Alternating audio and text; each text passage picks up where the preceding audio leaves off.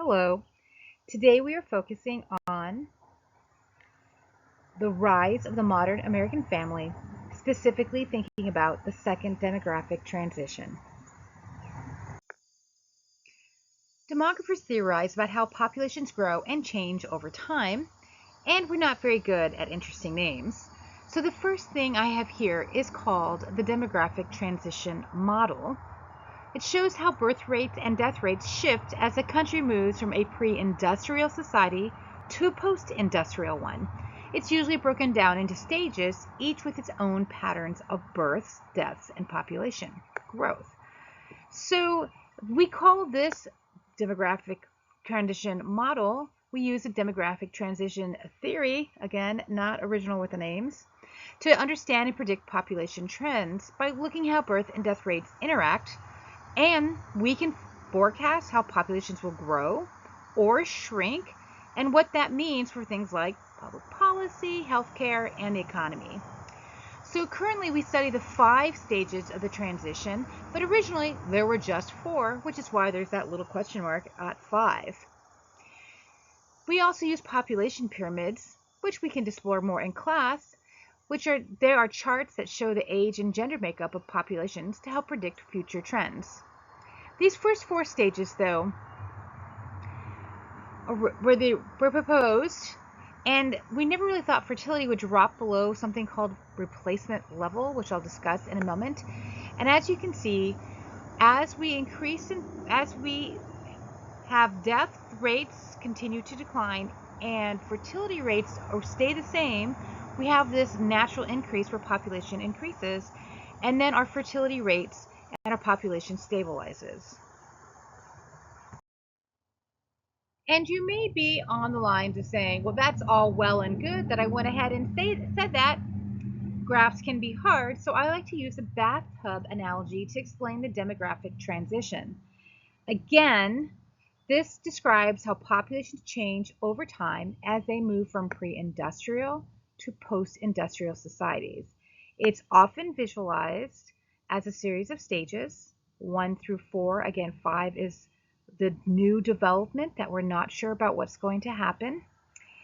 And basically the main point is that water flows in, and that represents births and the number of people therefore entering the population. Water flow out represents the number of people leaving the population through death. In this way, we don't worry about migration, it's just the population of the world. These changes, the water level then is a population of a size of a population at a given time based on death in and out. These factors lead to changes in healthcare, sanitation, and societal norms, which affect birth and death rates, and alters the water flow in and out of the tub. Your first question is, in the demographic transition model, what does the bathtub analogy illustrate? And it is how birth and death rates affect population size over time. Not to be confusing, but we started out with the demographic transition model, and then these 2 men, Ron Lustige and DJ Vandekau, really worked hard to propose a second demographic transition. Note again, not really big with the difference in creative names. But these 2 men are demographers, and what they did in 1986 when they formulated the SDT, or the second demographic transition, was because they posited that there were new societal developments, basically because of what they understood to have happened in the 1970s, which apparently led to sustained low fertility rates and other demographic changes. This SDT theory is a framework for understanding how changing societal values, attitudes, and behaviors influence demographic trends, particularly in relationship to fertility and formation. Let's take a moment and talk about replacement fertility, which is this little image up here on the top. Replacement fertility is the average number of children a woman needs to have to keep the population size sustainable, replacing herself and her partner. In most developed countries, the number is about 2.1 children per family. You may ask, why not just 2? Well, that extra zero point 0.1 is a statistical buffer. It accounts for child mortality, people who don't have children, and here's something very interesting, the natural imbalance in the number of boys and girls born. Globally, slightly more boys are born than girls, about 107 boys for every 100 girls. And the natural sex ratio helps balance out the fact that males tend to have slightly higher mortality rates at every stage in life. So the 2.1 figure helps ensure that on average, each generation can fully replace itself. Your second question is, what does the 2.1 in replacement fertility represent?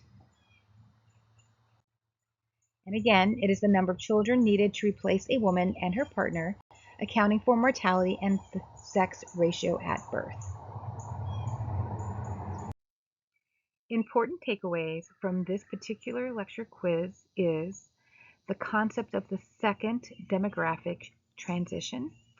Its origin is two European demographers, Lustige and Van de Kae, and before them, everyone had always focused on, including them, simply economic changes in why populations changed.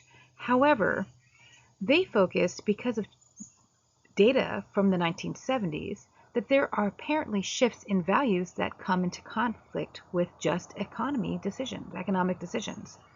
Specifically, those shifts in values go toward individualism, self-actualization, and secularization. Another very important outcome of these changes in values was that they explained population changes.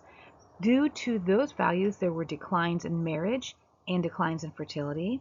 There was rise in cohabitation, delayed childbearing, and an increased diversity of family forms. Let's quickly contrast the first demographic transition. First demographic transition, the decline in mortality and fertility is due to industrialization. The second demographic transition is driven by cultural and ideational changes.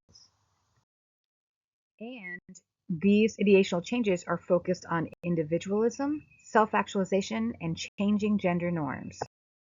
Your next question is, which of the following best describes the main driver of the second demographic transition? Is it improvements in sanitation and healthcare, industrialization and urbanization, cultural and ideational changes such as individualism and self-actualization, or government population control policies? It is cultural and ideational changes such as individualism and self-actualization.